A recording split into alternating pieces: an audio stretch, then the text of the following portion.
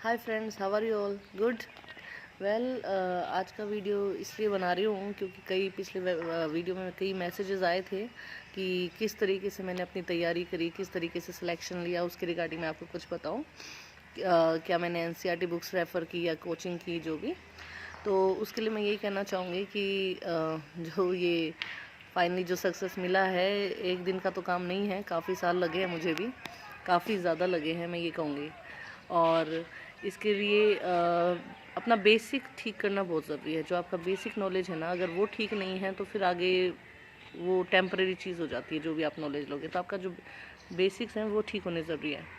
अब केवीएस का जो सिलेबस रहा है वो हमने देखा ही था कि एनसीईआरटी बेस्ड था पूरा। तो उसके लिए सिर्फ समरी ज़रूरी नहीं थी, क्योंकि उन्होंने बहुत ही डेप्थ में आपसे चीज़ें पूछी थी, बहुत ही ज़्यादा अंडरस्टैंडिंग बेस्ड। तो जब तक आप उस पूरे चैप्टर का थोरो एक रीड नहीं लेंगे, आपको वो चीज़ें समझ नहीं आएंगी। सिर्फ एक समरी या फिर वो चीज़ सफिशिएंट नहीं है। तो मैंने सिंपली क्या किया था, मैंने सिंपली वो चीज़ें रीड की थी, पूरी स्टोरीज जो है एक नॉर्मल वे में रीड की थी। उसके अलावा मैंने एक्स्ट्रा अलग से उसके लिए कुछ नहीं किया था, सिंपली उस बुक को पूरा रीड कर लिया था, ताकि आपको जो बेसिक कंसेप्ट है वो समझ में आ जाए कि स्टोरी में एक्चुअल में हो क्या रहा है, कहना क्या चाह रहा है। कई बार चीज़ें लिखी नहीं होती पर वो अंडरस्टैंडिंग होती है, तो वो आपको समझ में आनी ज़रूरी है। उसके अलावा जो बेसिक ग्रामर रहा है वो क्योंकि मेरा सब्जेक्ट ही इंग्लिश था और साथ में मैं प्राइवेट स्कूल्स में भी पढ़ा रही थी।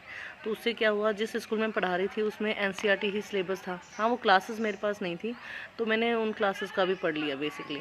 तो उससे मुझे काफ़ी हेल्प आउट हुआ। प्लस जो ग्रामर है इंग्लिश की, वो लाइक जब एचटेट वगैरह की मैं तैयारी कर रही थी, तो जो बेसिक ग्रामर वगैरह जो, क्योंकि जब आप एमए लेवल तक इंग्लिश करते हैं तो उसमें ग्रामर का रोल काफ़ी कम रह जाता है। वो स्टार्टिंग बेस पे ही होता है, बाद में तो लिटरेचर है सब कुछ। तो ग्रामर इतनी स्ट्रॉन्ग नहीं होती, पर वो धीरे धीरे आप जब पढ़ाते हैं ना, तो ऑटोमेटिकली वो धीरे धीरे स्ट्रॉन्ग होने लगती है। पर उसके लिए क्या है, मैंने जैसे 6 से स्टार्ट किया था पढ़ाना, तो जो बेसिक ग्रामर बुक्स हैं वो मैंने उनके लिए पढ़ी। प्लस मैंने एक प्लिंथ टू पैरामाउंट बुक पढ़ी, जिससे कि मुझे ना बेसिक स्ट्रक्चर्स वगैरह चीज़ों की पता चली, टेंस वगैरह की। तो उससे मुझे उस बुक से काफ़ी हेल्प आउट हुआ। मतलब मेरा एस्टेट भी क्लियर हो गया था, मैंने 15 डेज़ में ही वो सब कुछ पढ़ा था, तो तब मेरा एस्टेट भी हो गया था। तो काफ़ी ग्रामर के लिए काफ़ी अच्छी बुक लगी मुझे प्लिंथ टू पैरामाउंट, क्योंकि काफ़ी पॉइंट टू पॉइंट चीज़ें दे रखी हैं। एक्स्ट्रा फर्दर आपको एक्सप्लेनेशन नहीं है, डायरेक्ट उस चीज़ के लिए ही है, कॉम्पिटिटिव एग्ज़ाम के लिए। प्लस इसके अलावा तो जनरली जैसे अपना जो जनरल नॉलेज है उसके लिए मैंने एक बार न्यूज़पेपर वगैरह भी पढ़ने का ट्राई किया, पर टाइम कम मिलता था, तो बेसिकली मैंने कुछ यूट्यूब पे वीडियोस वगैरह ही देखे थे, उनसे वो काम बन गया था। तो मेरा जो मेन जैसे मार्क्स भी कई बच्चे मुझसे पूछ रहे हैं कितने आए थे मैम, क्या रहा इस जो कैटेगरी से, तो मैं ये कहूँगी कि ना मार्क्स मेरे 140 थे, कट ऑफ 134 पे गई थी। और इंटरव्यू के मार्क्स उन्होंने अभी तक डिक्लेयर किए नहीं हैं, तो मुझे खुद नहीं पता कि कितने आए हैं, बट आई थिंक कि ठीक ही आए हैं, तभी सिलेक्शन हो गया है क्योंकि जो रिटर्न है वो तो नॉर्मल सा ही रहा है मेरे ख्याल से, उसके आसपास ही है मेरे 134 140 में, क्या ज़्यादा डिफरेंस है। तो आई थिंक इंटरव्यू मार्क्स ठीक लगे हैं। और कैटेगरी तो जनरल कैटेगरी है और इसके अलावा तो और क्या मैं बताऊँ आपको।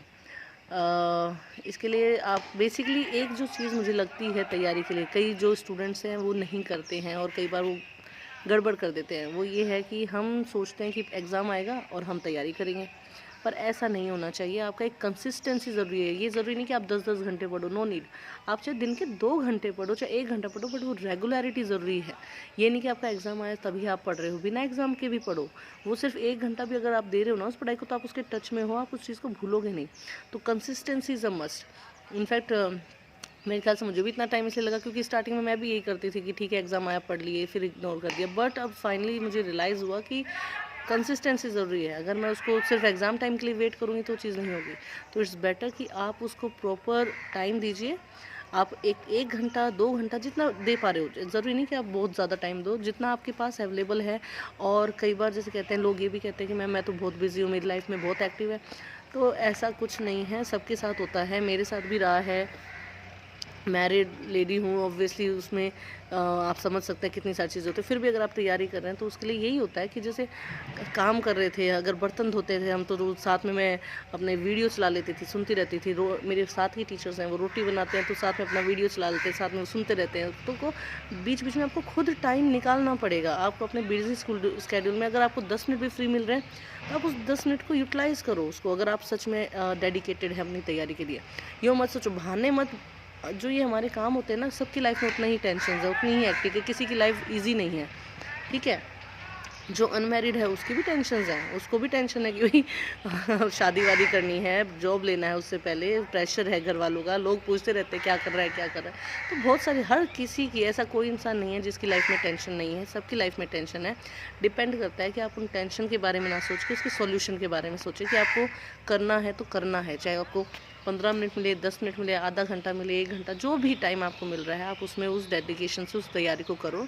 थोड़ा अपना रिलैक्सेशन भी टाइम रखो कि ठीक है, मैं अब मशीन तो हूँ नहीं कि 24 घंटे में पढ़ता ही रहूँ या काम करूँ। बीच में मैं भी थोड़ा टाइम, एक ये होता था कि भाई 1 घंटा मुझे रेस्ट करना है, अपने माइंड को रिलैक्स करना है, उसके बाद मैं पढ़ूँगी जो टाइम। तो आप वो चीज़ अपने अकॉर्डिंगली बैलेंस करो, तो ज़रूरी है उस चीज़ को, ठीक है। आप अपना टाइम निकालो, चाहे थोड़ा टाइम निकले। ये एक्सक्यूज़ देने बंद कर दो कि मैं बहुत बिज़ी हूँ। हर कोई बहुत बिज़ी है। आपको अगर करना है तो तैयारी भी आपको ही करनी पड़ेगी, कोई दूसरा इंसान तो आपके लिए तैयारी करेगा भी नहीं। दूसरा एक होता है कि अरे मैं मोटिवेटेड फील नहीं कर रहा, तो कोई और मोटिवेट नहीं करेगा आपको। आपको मोटिवेशन खुद ही लेकर आनी है। ये जो एफर्ट्स हैं ना, ये जो मोटिवेशन की, जो तैयारी की, ये एफर्ट्स आपको खुद ही करने, तभी आप जाके कुछ कर पाएंगे। अदरवाइज़ सिर्फ एक्सक्यूज़ देने से, हम सिर्फ एक्सक्यूज़ देते रहते हैं और कुछ नहीं। तो उस चीज़ को अवॉइड करें और पूरी मेहनत से, ठीक है। काफ़ी टाइम लगता है, मुझे बहुत साल लगे हैं, तो आप ये ना सोचें कि मैंने 4-5 महीने अच्छे से डेडिकेशन से तैयारी कर लिया, मेरी जॉब लग जाएगी। कोई ज़रूरी नहीं है।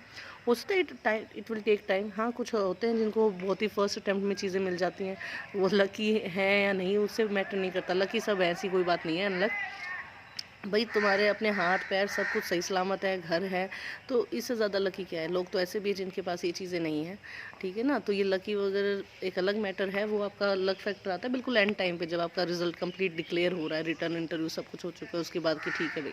बट रिटर्न में तो आपको अपना 100% देना ही पड़ेगा, मेहनत करनी पड़ेगी, ठीक है। सो that's all for today. I hope कि आपको कुछ चीज़ें समझ आई होंगी, क्या मैं कहना चाह रही हूँ, क्या आपको किस तरीके से तैयारी करनी चाहिए। And that's all for today. Thank you so much, best of luck. अगर वीडियो अच्छा लगा हो तो लाइक एंड सब्सक्राइब ज़रूर करें एंड शेयर भी करें। Thank you so much. I will make more videos. Motivation मिलेगा आपके लाइक्स कमेंट से। और अपने व्यूज़ ज़रूर बताएँ, और क्या और चीज़ आप जानना चाहेंगे ये भी आप मुझे कमेंट में मैंशन कर सकते हैं। So that's all. Thank you, goodbye, best of luck.